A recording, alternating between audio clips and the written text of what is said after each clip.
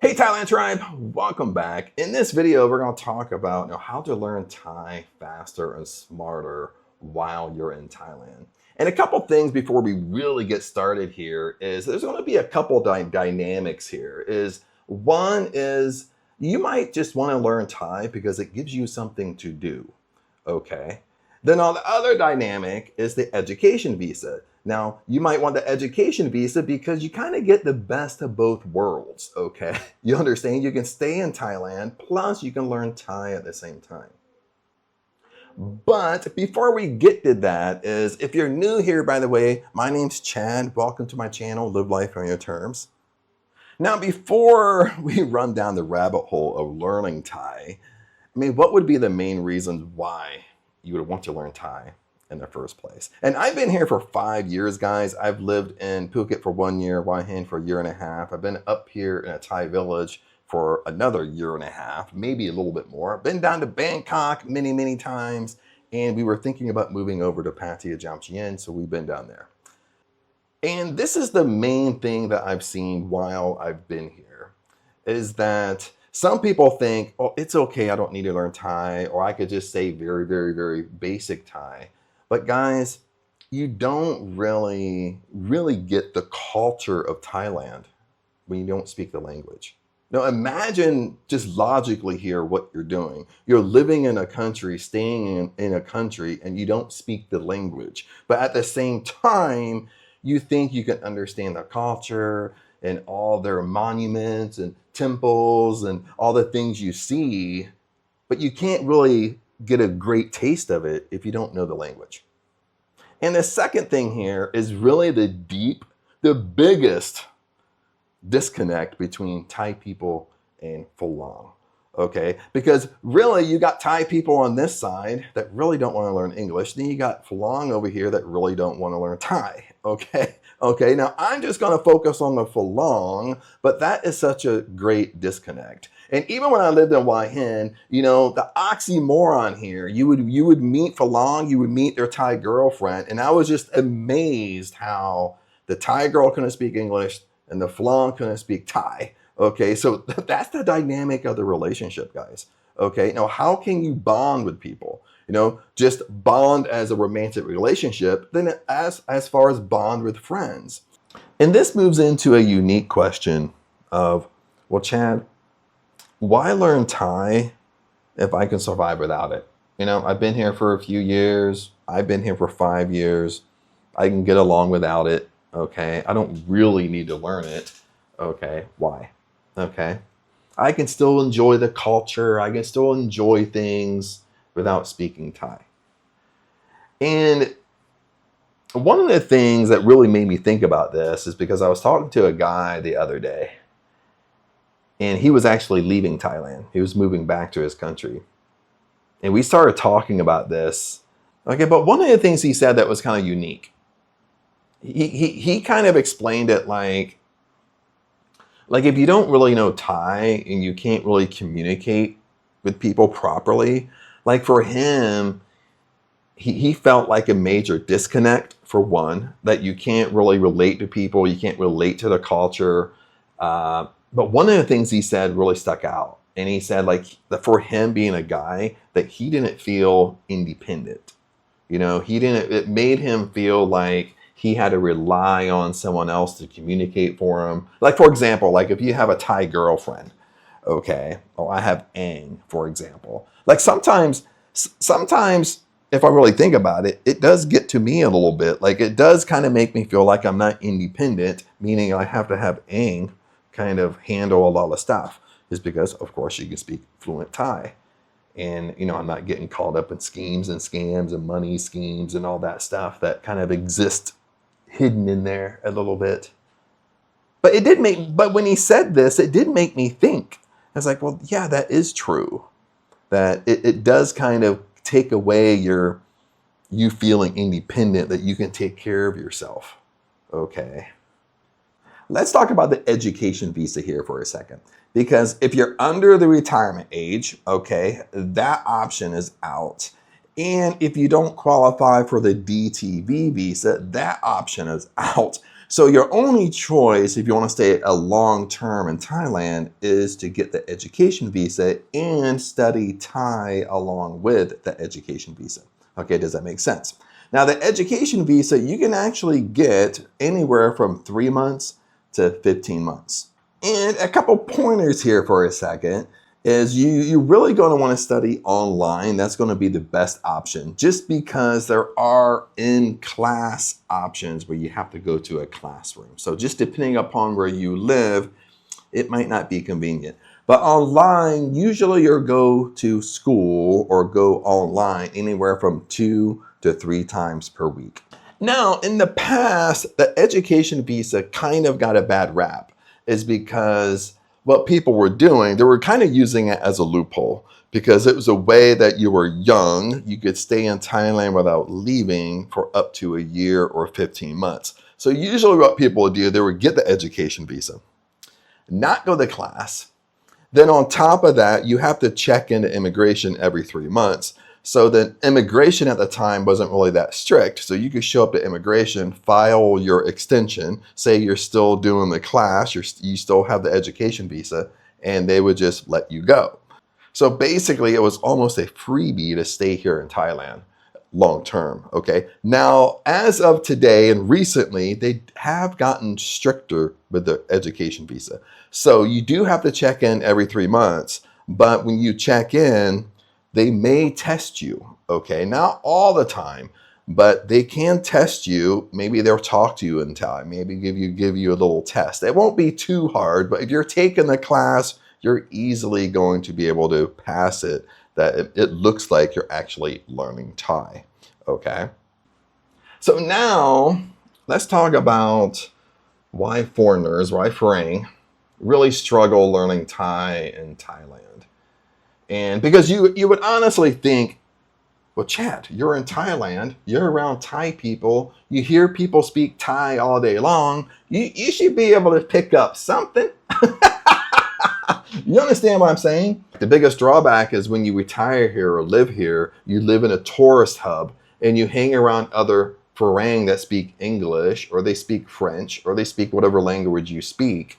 So there isn't really a need for you to learn Thai. Okay, and then on top of it, you're not really listening to it. You're not conversing. You're not trying to converse in Thai because every place you go speaks English. Okay, everyone you hang out with speaks your language. Okay, so you're not really being forced to really speak Thai or learn another language. Okay, now let's talk about what to learn first. Okay, now for me, what kind of helps me like learning a language? I like to kind of learn phrases that I'm going to use day to day. Okay. I like to learn, like when I first came to Thailand, like I was kind of I was having someone teach me Thai and I was taking these Thai courses. But when they started off, it was like, how to say apple and banana and passion fruit, sour root, and all this stuff. Like I was so uninterested. It just reminded me of school. Okay. It's like, well, I don't want to learn how to say apple and banana and pear and root. I don't want to learn all that stuff. I want to learn something practical that I can use like right now today. Okay, that's what kind of motivates me. If you're very practical with me, like I want to learn it. Okay, and what I mean by that is practical phrases. How to say hello. How to say hello, yes, no. How are you? Do you understand? Like, where are you going? Like, how to say those things? You know what I mean? And then when I start learning these practical phrases, then I build on those phrases because then you can, when you say something, then you're listen to the response. Like if you say "swadakap," you start learning the response from the person. Now, depending upon if they're a guy or a girl, sometimes they say "swadakap" back. Sometimes they just say "cup," or if it's a girl, they might say "ka." Okay, so you learn the different dynamics, how you can use the different phrases. Do you understand? If you say, "How are you?" it's "sabadi mai." Okay, you always attach mai to the end, but that means you're asking a question. Okay, now sometimes people would flip it to me, and I would have to really listen. Okay, and they would flip it back to me because they want to know if I could answer it. Okay, so when I would say sabadi mai, then they would say sabadi mai back because they want me to answer it, but they're trying to test me if I really know Thai. And I would respond back. I would be like, sabadi cup, meaning I'm doing good. Okay. do you understand? Or if someone's going somewhere, it's like, panai? Like where you go, where you going? It's just, to me, when I learn these little phrases, you know, then I can build on them, but I feel like I'm using them day to day, okay? And that's what motivates me, okay? How to use Thailand as your classroom. Thing that works with Thai, especially if you hang around Thai, or maybe you go to the same places. Like most of us go to the same places all the time, okay? Like if you can tell people to kind of speak simple Thai to you, be simple, don't speak in paragraphs for you. I mean, just use simple Thai like you're a 2-year-old. I know that sounds embarrassing, but it really works. And that's how kind of people started talking to me in the village. They just started talking because they knew I didn't understand. So they just started talking simple Thai. Okay, they didn't put it in a long sentence. They didn't put it in a long paragraph. They just talk simple to me. Then I can understand what they were asking me. Then I could respond. Do you understand? So now let me give you a faster and smarter study system when you're trying to learn Thai. So listen up, because this is going to be great. First, learn material that will be used within the next 24 hours.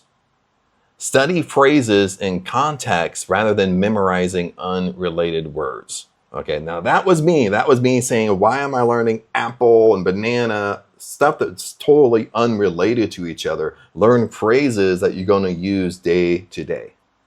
Combine structured lessons with daily real-world practice. Use short daily sessions instead of one exhausting weekly session. Now, this is kind of me, like when I just sit there and maybe the class is 30 minutes or maybe it could be an hour and I'm just getting exhausted. It's basically like once you learn one new thing, your mind just shuts off. Okay, it's information overload. So like if you can kind of break it up in smaller sessions throughout the week or even throughout the day, you're probably going to learn faster. You can also record yourself and compare your pronunciation with a native speaker. Review mistakes in real conversations. Keep a personal phrase list based on your life in Thailand. And this is kind of what I did, is repeat the same sentence patterns until you become automatic at them. I kind of have a funny story with that because when we lived in Hua Hin at the time, and I was talking in Thai, and the Thai person actually turned to Ang, and she was like, oh, your boyfriend speaks really, really good Thai. And at first I'm like, oh yeah, baby. Then Ang basically said, of course he speaks really, really good Thai. He only knows how to say 3 things. So I practiced those 3 phrases really, really good, baby, where I could really say it in Thai. And probably the best one and the last one here is build listening, speaking, reading, and pronunciation together instead of treating them as unrelated subjects. So you want to build everything together. You know, that's why I said what works for me is actually learning phrases that I'm going to use day to day since I'm in Thailand, okay? If you do it that way, you'll probably pick up Thai a little bit quicker, a little bit faster, and you probably want to speak Thai because you're using it day to day. You're not learning meaningless little words that I'm not going to use apple. You understand? And if you're really serious about speaking Thai, here's a part-time weekly plan for you.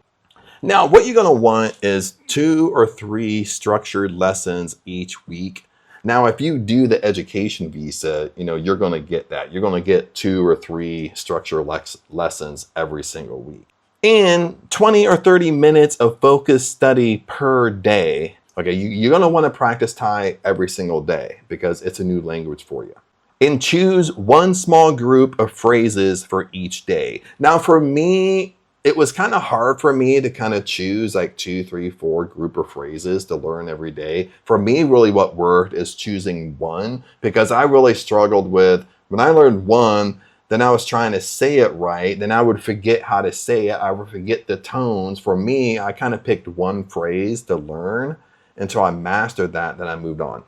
Then you want to have daily listening practice. Now, daily listening practice should be easy in Thailand. Sometimes you just got to get out of these tourist hubs or go somewhere where they are speaking Thai and start paying attention. You might not understand what they're saying, but start paying attention to what they're saying, their Thai, their accents, their tone. Even pop on the TV and listen to the Thai news, Thai movies and stuff like that. So you kind of get used to hearing it all the time. And have at least one deliberate Thai conversation every single day.